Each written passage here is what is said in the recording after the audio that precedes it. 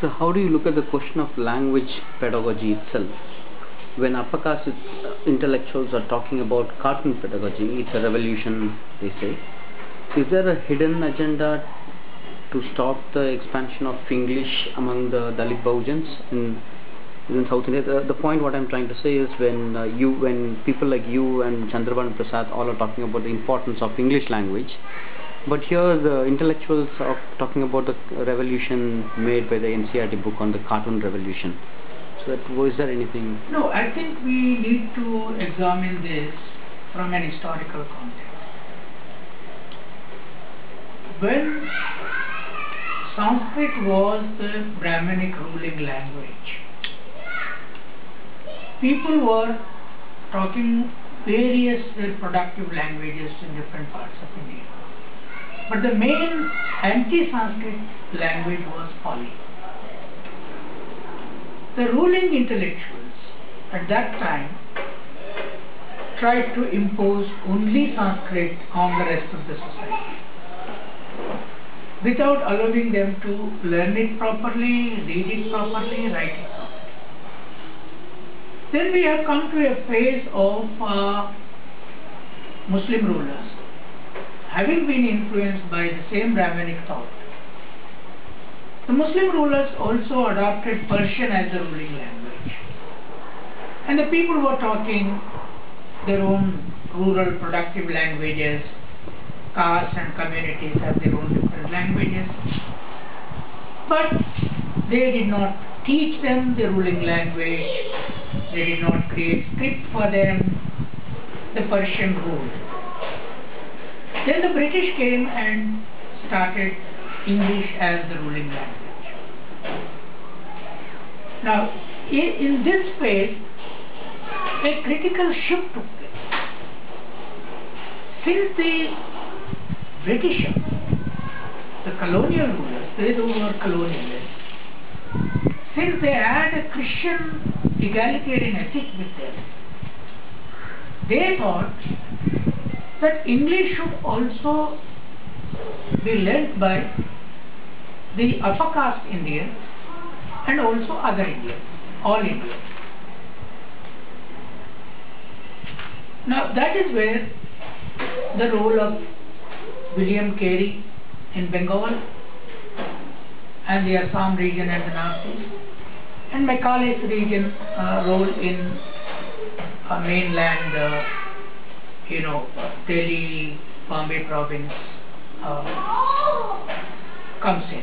They established schools, they established colleges, where Brahmins were the main people who were given that education, who chose that education, leaving their Sanskrit and their Persian knowledge aside. They took to English. But from this English, we could produce our own market.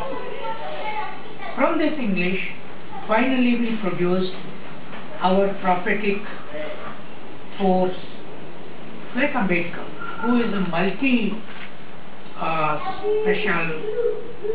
intellectual, multi-speciality intellectual. He was an intellectual in multiple spheres.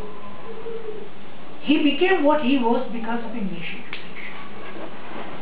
Now we realize that this English should become the language of all our children. Then only our children will become the rulers of this country and better rulers, because communication in regional languages will restrict their mobility, their understanding, their vision. So our children must learn English from LKG, UKG onwards. Now when we took up the campaign for English education, they have not, the intellectuals who are now talking about cartoon pedagogy, not a single one took a stand with us that yes, when our children are studying in English medium, it is very justified. So we realize that our children from tribal areas, Dalit wardas, OBC villages and so on, they must all learn their education through English language. So every child must start with their education, is our education in LKG and UKG and move upward. So we started this writing campaign, but quite tragically, none of these progressive intellectuals who are claiming that they have been very secular, democratic, humanitarian, did support this whole demand. But at the same time, they have been educating their children in English medium schools, and the best of the world, whether they are professional, whether they are professors, academicians, they were never putting their children in Hindi medium or so. So what is good to your child should be good to Dalit, tribal, OBC, for all. That's what our goal. So when myself, Chandrabahan and many others were talking about this, they took a very oppositional stance. They started arguing that mother tongue will give more clarity, mother tongue education is more creative, mother tongue education is better for the nation, and Hindi is the nationalist language. Perhaps it is this mentality that reflected in choosing the cartoon that portrayed anti-Hindi agitation as almost anti-national agitation, a violent agitation which today Vaiko and Ramdas are trying to oppose.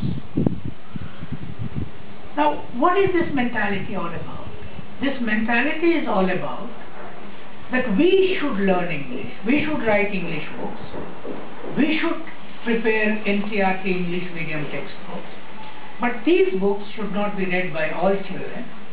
They should be read by a section of upper caste who will become rulers with better knowledge, better information, and with the pedagogical skills that we gave to them. I am saying this is in fact anti-national. A nation should have one language as a teaching language. They can learn other languages side by side. But any nation, when you call it a nation, the child who or in the forest zone of the nation, or a child in the small village of the nation, or a child in the richest town of the nation, must learn the same language, read the same textbook, be taught by the similar teachers who trained in best of the institutes to teach. So that is the best nationalism to be. But what is this intellectual attitude on this? The intellectual attitude of all these people is, no, Hindi is the best for rural people in North India, Tamil is the best for rural people in Tamil Nadu, Telugu is the best language for rural SC, OBC children in Andhra Pradesh, Kannada is the best language for Kannadiga children, but not for the upper caste and the middle class, upper middle class. This is simple anti-nationalism. This whole language discourse is based on the premise, though they quote a different language, different terminology, different idiom, that the DalitBahujans should never become rulers in millions, in lakhs. Now if you just imagine a situation where all DalitBahujan children up to 12th class study in English medium, talk in English, they will produce thousands of intellectuals who can match them. Today we are doing this kind of intellectual activity having come from regional language with a great effort. We had to break our nervous system to come to this level. But for them it is just a cakewalk. To write a book, to write an article, to interpret a cartoon, to do anything, it is their homebound work. But for us it is not. I can't even today understand an abstract cartoon because I was not trained in my childhood. My parents don't know it. Now I could read a text because the text was taught in the school. So there is a conspiracy of not allowing English to spread into rural areas. This conspiracy is rooted in the consciousness that we should remain rulers because English is the ruling language. English is the file writing language. English is the best book writing language. English is Supreme Court judgment language. English is High Court judgment language. English is District Court judgment language. So we want to break this chain. So, yeah. So is there this language, whenever, as you were saying, this intellectuals who are based on English language, they talk about the importance of regional language, though they don't write in Hindi. For example, if Bhattacharya writes a book, he'll write it in English rather than Hindi or Bengali. So that my point here is there this regional language movement like Marathi movement, if it is run by Hindutva movement? In Tamil, it is a Hindutva movement in a different level, like not like exactly like Hindutva. There is influence. So do you find this all regional language, which all English intellectuals talking about, has something a greater impact on it, in the sense the upper caste who are ruling the regional language? Do you have something like that? See what happened, the language nationalism as part of the general nationalism has heavily influenced the SC/ST OBC leadership. They also unfortunately took up to this regional language chauvinistic arguments, because for them it was easy to argue in that language, it was easy to become speakers, it was easy. The best example is Tamil Nadu itself.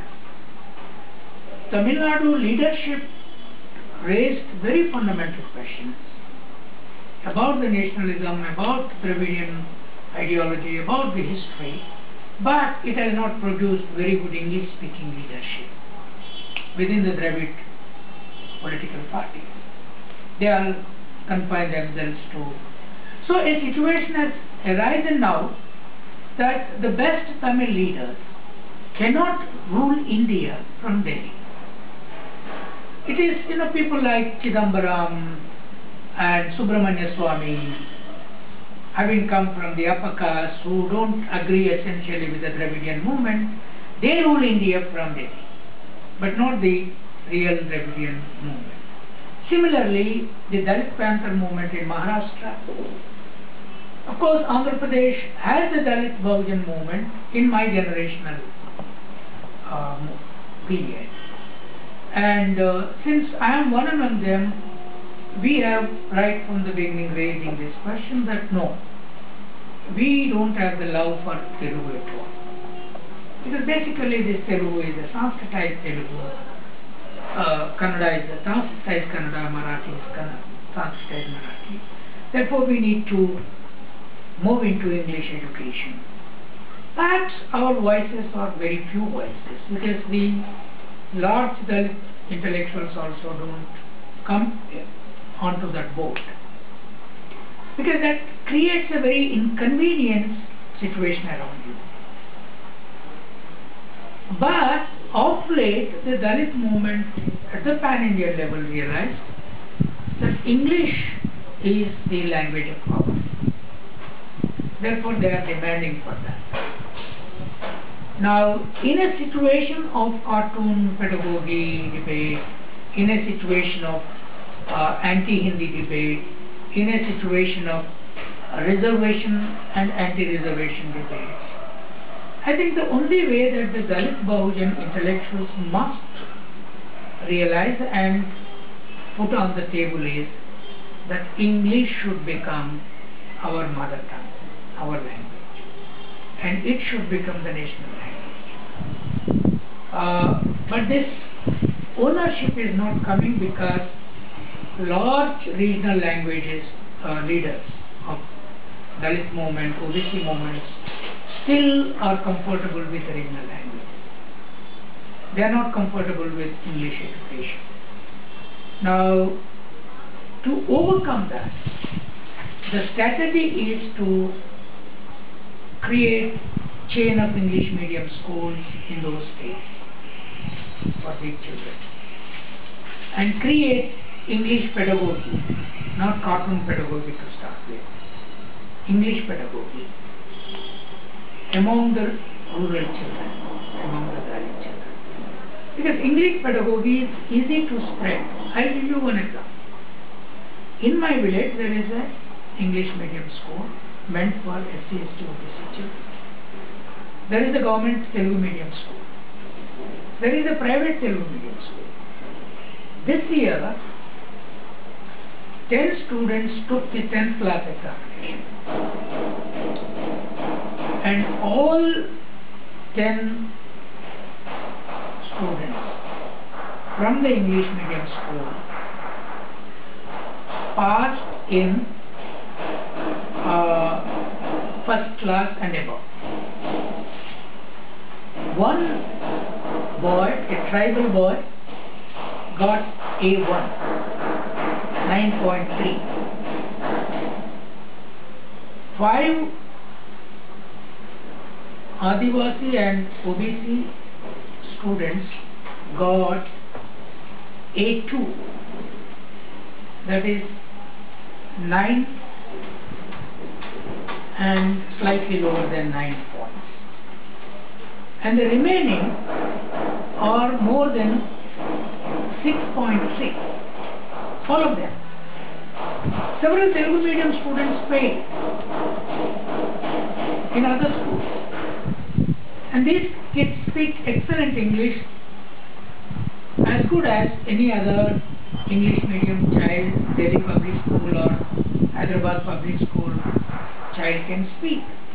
So that means English could be learned by them creatively, and competence level is far higher than the regional language competence level. So, we have now established such schools, almost 105 schools, through the Dalit Freedom Network, and these children are doing far better than the regional language children, where there is no English in their families at all, there is no education. So it is possible to create this environment. So English pedagogy should be the first major issue of all these intellectual groups. If they come with us, we are very happy with that. If they don't come with us, we need to fight them out.